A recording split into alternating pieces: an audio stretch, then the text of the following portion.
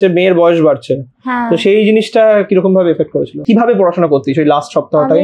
খবরের শিরোনামে আমরা অনেকবার পড়েছি যে কোনো একটা গ্রামে কোনো একজন ছাত্র বা ছাত্রী সে প্রথম ডাক্তার হয়েছে। আমরা প্রত্যেকে খুব খুশি হই এই ধরনের খবর পড়ে। আজকে আমি এরকম একটা খবর নিয়ে এসেছি এবং সেটা বাগনানের বোরোর গ্রামের গল্প।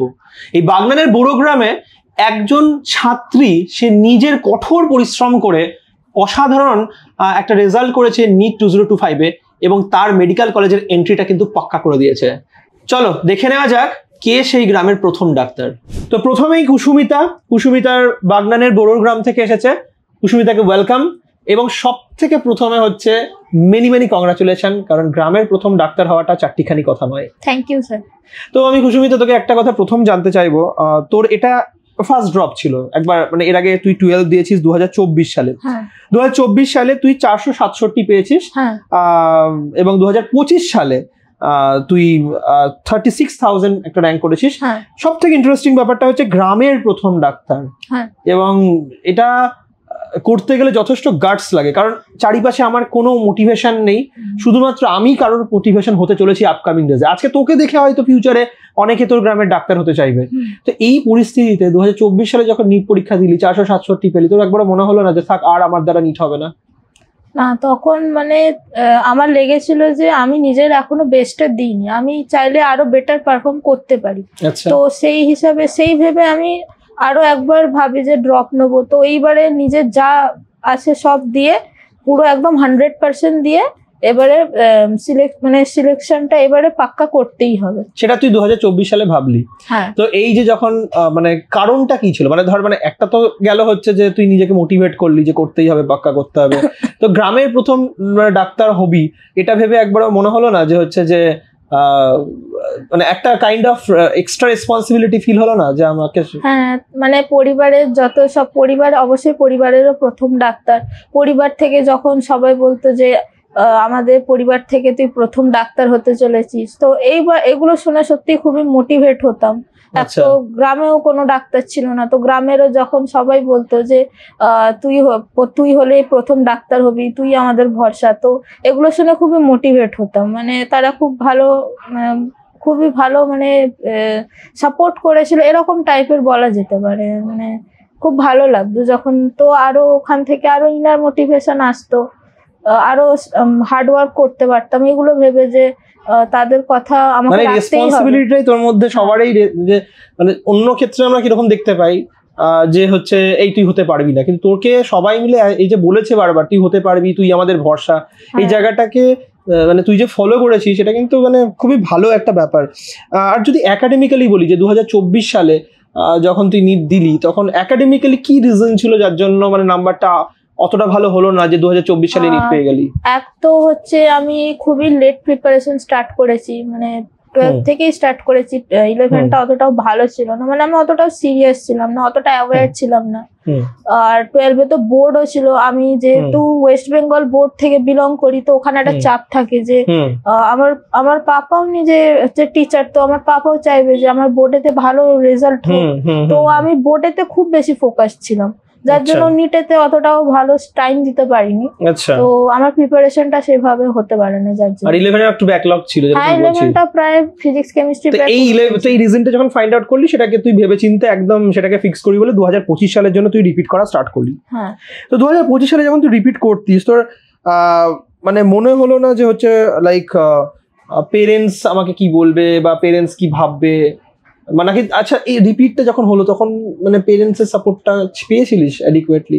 হ্যাঁ। 24-এ তো বুঝলাম সবাই বলছে তুই গ্রামের প্রথম ডাক্তার হলো, 25-এ তো এটা তো রিপিটের ব্যাপার, একটা বছর। আর গ্রামের দিকে কিন্তু একটা ব্যাপার আছে যে হচ্ছে মেয়ের বয়স বাড়ছে, তো সেই জিনিসটা কিরকম ভাবে এফেক্ট করেছিল? এক তো আমার মানে পাপা খুবই সাপোর্টিভ ছিল, মানে পাপা চাইতো যে আমি লাইফে খুব বড় জায়গায় যাই, মানে তার জন্য একটা বছর যদি এক্সট্রা দিতে হবে। হ্যাঁ, আমার পাপা খুবই সাপোর্টিভ ছিল, সবসময় আমাকে সাপোর্ট করেছে যে আমাকে একাডেমিক্যালি অনেকটা এগোতে হবে, মানে আদার কোনো পেরেন্টসদের মতো নয় যে ঠিক আছে হচ্ছে না, মোটামুটি কোনো একটা কলেজে ভর্তি করিয়ে দিয়ে কোনো রকম বার করে দাও।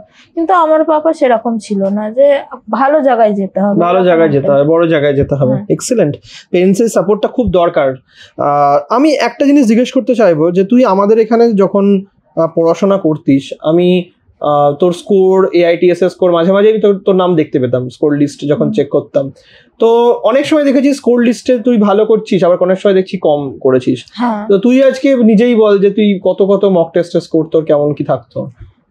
প্রেপমেডে আমার মক টেস্টে ফার্স্টে যখন আমি জয়েন করেছিলাম, এক তো তখন আমার সিলেবাস প্রেপমেডে যেরকম টেস্টে যেরকম সিলেবাস আসতো সেটা আমার কমপ্লিট ছিল না। তো আমার 5 আই থিঙ্ক ফার্স্টে 550 কি 560 এসেছিল। তারপরে সিলেবাস কমপ্লিট হলো, তারপরে সিলেবাস কমপ্লিট হতে 570 580 তারপরে 600 এর উপরে, আবার হাইয়েস্ট 625 গিয়েছিল। 625 ও পেয়েছিলিস তুই?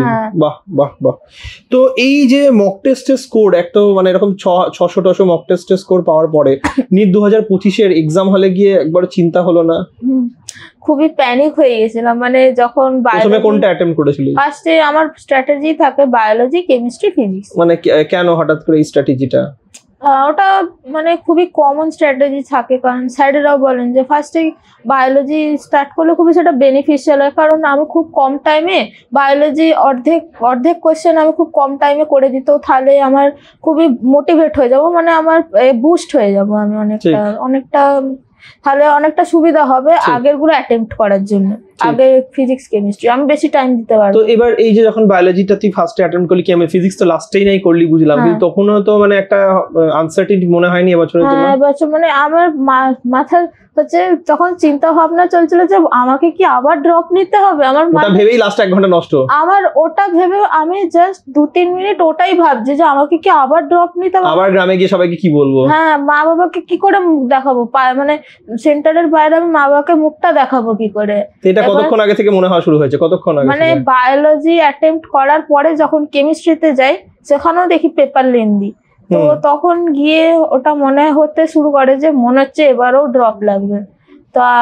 তার মধ্যে তুই লড়াই করতে করতে করতে করতে এন্ড অবধি গেছিলিস। হ্যাঁ, তারপরে ফিজিক্সের কিছু কোয়েশ্চেন যদি আমার ছেড়েছিল, কিন্তু তবু আমি আমার বেস্টটাই দেওয়ার চেষ্টা করেছি।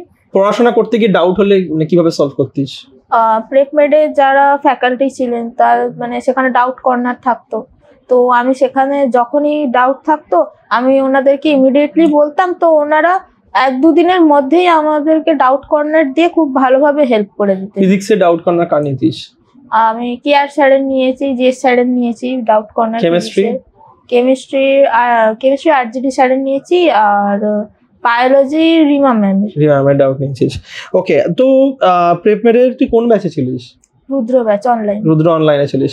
তো ওভারঅল যখন তুই মানে যে পড়াশোনা করলি এবং তারপরে নিট এক্সামস এর আগে যাওয়ার জন্য প্রিপেয়ার হলি, তো এক্সামস এর ঠিক 1 সপ্তাহ আগে তুই কিভাবে পড়তিস, মানে যাতে করে একটা ওই সময়টা সবাই একটা জানতে চায়। আমি জানি যে এখন যখন ভিডিওটা বেরোবে সেই সময়টাই হয়তো এই দরকারটা থাকবে না, কিন্তু ডেফিনেটলি এটা একবার যদি কেউ শুনে রাখে তাহলে অ্যাকচুয়াল তাদেরও যখন এক্সামের আগের সপ্তাহটা আসবে, একটা সেই সপ্তাহ যেই সপ্তাহ চারিদিকে মানে ভীষণ প্যানিক চলছে, অ্যাডমিট কার্ড বেরোয়নি, কি হাতে পেয়েছি এরকম একটা মানে অবস্থা, কি মানে কিভাবে পড়াশোনা করতিস ওই লাস্ট সপ্তাহটাই? আমি লাস্ট সপ্তাহে বলতে গেলে আমি শুধু রিভাইজই করতাম। ভালো, কতবার রিভিশন করেছিস বায়োলজি? বায়োলজি এতবার রিভাইজ করেছি যে আমার নিজেরও মনে নেই। কেমিস্ট্রিও বহুবার করেছি, মানে ওখানে রিভিশনের কি থাকতো। এনসিইআরটি পড়তিস রিভিশনের জন্য? না রিভিশনের জন্য না, বাট কেমিস্ট্রি এনসিইআরটি আমি 2-3 বার পড়েছি। আচ্ছা, রিভিশন টাইমে ওই 1 সপ্তাহের মধ্যে তবে পড়িনি আমি। আচ্ছা, তবে লাস্ট মান্থে গিয়ে আমি কেমিস্ট্রি এনসিইআরটি পড়েছি। ফিজিক্সের যে পয়েন্টস টু পন্ডার গুলো রয়েছে ওগুলো ভালো করে দেখতিস? হ্যাঁ, ওগুলো পড়তাম। আর তো এক্সাম হলে গিয়ে তুই যেটা বলছিলিস যে একটা এক্সপিরিয়েন্স হয়েছে পেপার দেখে, এছাড়া কোনো এক্সপিরিয়েন্স ছিল মানে এক্সাম হলের মধ্যে কোনো ব্যাড এক্সপিরিয়েন্স, মানে ঘড়ি সংক্রান্ত বা ঘড়ি আছে কি নেই কিংবা অন্য কিছু? ওটা খুব আগের বারে যখন আমি এক্সাম হলে 2024 সালে তখন কি হয়েছিল? তখন হচ্ছে এক্সাম হলে ঘড়ি ছিল না, তো তখন আমার মনে হয়েছিল যে আমি টাইম কি করে দেখবো।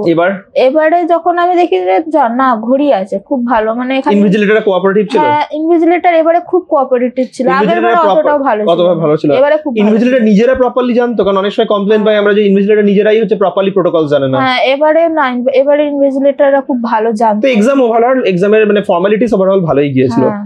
আর লাস্ট আমি যেটা থেকে জানতে চাইবো সেটা হচ্ছে যে তোকে যদি এমন যদি আমি 3টে পয়েন্ট বা 2টো পয়েন্টই যদি তোকে বলি বা 2টো টিপস এমন একটা বল যেটা তোর মনে হয় মানে তুই যদি না ফলো করতিস তাহলে হয়তো র্যাঙ্ক করা চাপ হয়ে যেত। প্রথমত তো অবশ্যই স্যারেরা যা যা বলেছেন সেগুলো যদি আমি না করতাম, স্যারেদের কথা যদি না শুনতাম, তো তাহলে আমি এত ভালো পারফর্ম করতে পারতাম না। মানে নিজে যে হচ্ছে টেনশন, ডিপ্রেশন, এগুলো তোমাদেরকে আমি এই কথাটাই বলবো, তোমরা নিশ্চয়ই শুনতে পারছো যে প্রথম থেকে যতগুলো পডকাস্ট আমাদের পাবলিশ হয়েছে প্রত্যেকটাতেই তোমরা নিশ্চয়ই দেখেছো যে হচ্ছে যে প্রত্যেকেই কিন্তু যারা সাকসেসফুলি র্যাঙ্ক করেছে তারা সবাই একটাই কথা বলছে, মেন্টারসদের কথা শুনতে হবে, স্যারেদের কথা শুনতে হবে, এডুকেটার্সদের কথা শুনতে হবে, প্রপার ফলো করতে হবে, এবং যেটা ফলো করছো, যেটা করছো সেটা ভালো করে করতে হবে, সেটার দিকে ফোকাস করতে হবে। কারণ চারিদিকে অনেক কিছু আছে করার, কিন্তু তুমি যেটা করছো তুমি সেটাকেই ভালো করে ফলো করো।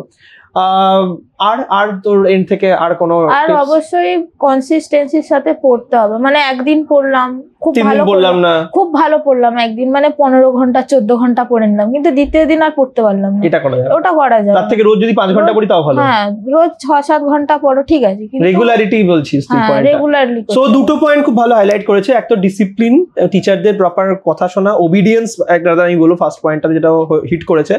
সেকেন্ড পয়েন্ট যেটা বলার চেষ্টা করেছে সেটা হচ্ছে যে রেগুলারিটি। এই দুটো কথা কিন্তু ও খুবই ভালোভাবে বলেছে, এবং আমারও তাই মনে হয় যে দুটো পয়েন্ট খুবই ইম্পর্টেন্ট। কুসুমিতাকে অনেক অনেক কংগ্রাচুলেশন। আবারও ডেফিনেটলি একটা ভালো মেডিকেল কলেজও পাবে।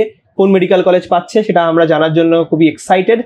আর তোমাদেরকেও বলবো, তোমরা যদি কুসুমিতার থেকে কোনো কিছু জানতে চাও বা কোনো পড়াশোনা রিলেটেড কিছু হেল্প চাও তাহলে কমেন্টে লিখবে। কুসুমিতা আইদার নিজের অ্যাকাউন্ট থেকে আনসার করে দেবে, রিপ্লাই করে দেবে, অথবা প্রেপমেডকে ইনফর্ম করলে প্রেপমেডও ওর হয়ে রিপ্লাই করে দেবে প্রেপমেডের অ্যাকাউন্ট থেকে।